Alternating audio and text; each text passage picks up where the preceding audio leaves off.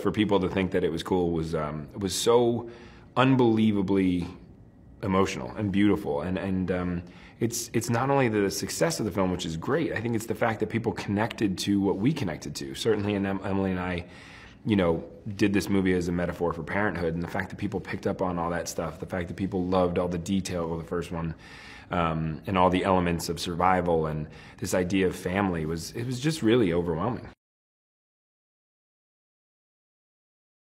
The truth is, I had no intention of doing a sequel. I don't think anyone thought that there would be a sequel. This was never designed to be a franchise. And yet I think that the power of the world is the thing that makes it so possible to delve into it again. What I mean by that is I think most sequels have a hero or a villain, and you have to build the world around them. And we have the benefit of having the opposite be true. We have this world built and ready to play in, so you can drop whatever hero and villain you want into that world, and that's what's really exciting about it. The metaphor of the first one was parenthood.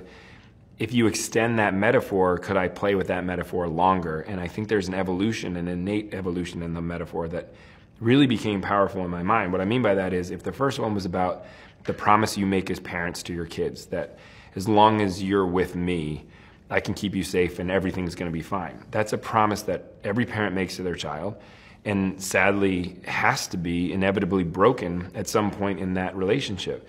And so I thought, when that promise is broken, that's growing up. And so when you let your kids go out into the world on their own, that's what growing up's all about. And so that's what the metaphor of the second one became, the idea of these kids and this family dealing with loss, dealing with their safety net being taken from them.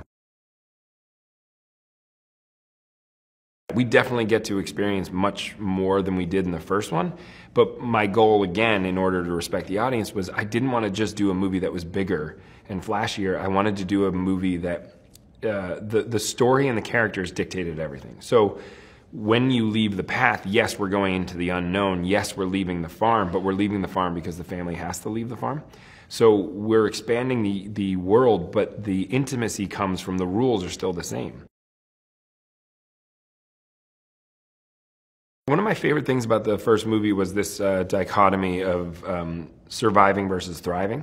That my character was really content with just surviving, that there needed to be no flourish in life. It just was about putting your kids to bed and making sure that they're safe. And the mother's character, Evelyn, that wasn't enough, that you couldn't just survive in a world. You had to thrive. You had to let these kids live a full life.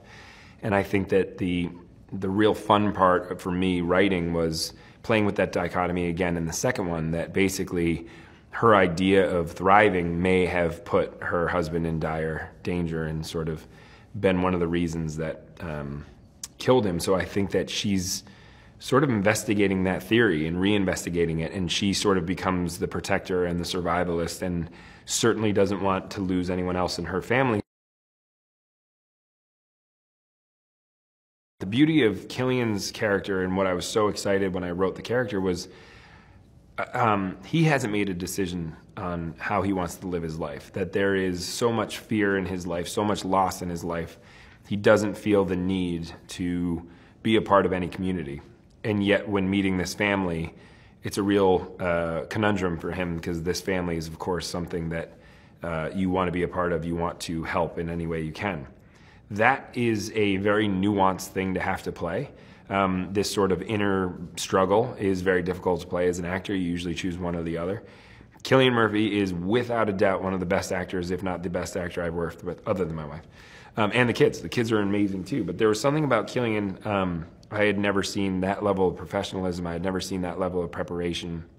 His talent is, he's so good at all times.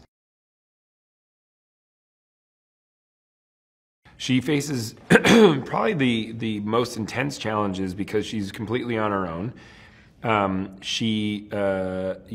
though she has the answer and her hearing aid is a weapon, she still can't hear. So she's in a more constant danger even than the rest of her family. She's a little girl alone in the world, which is, was just such a really nice thing to show, that this sort of, what I always loved about Millie's character is that she always had this innate sense of being a warrior princess. And what you get to see in this movie is that warrior princess thing comes at a cost, because at the end of the day, you will still see her as a little girl, and she's alone, and she doesn't have anyone to help her. I don't see them as having thought or intelligence and thinking things through.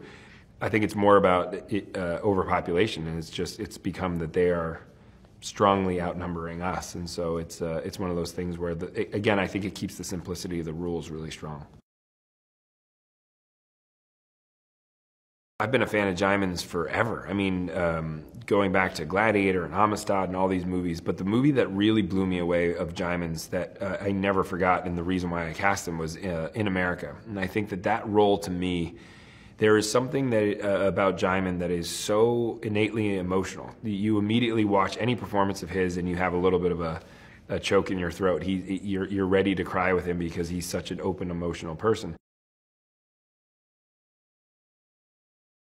Now that we know that the audience is accepting of this world and accepting of these rules and loving the way the rules play out in the world, we basically answer the question that the audience asked of themselves, which is, what would you do?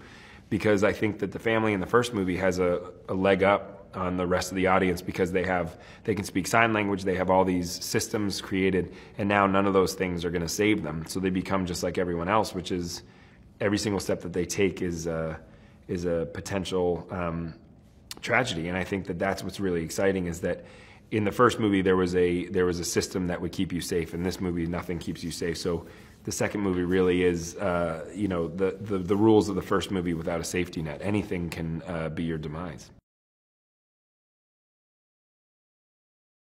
It's a corny line, but if you like the first one, I think you'll hopefully love the second one, because the first one is just a small slice of what's possible in this world, and then the second one, we're going to show you what's happening in the rest of the world. So it's everything you loved about the first one, but there's more to experience.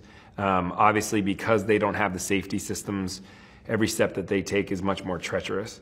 The result of making sound here is a lot worse, because there's nowhere to run, nowhere to hide to. So it's a lot more exhilarating.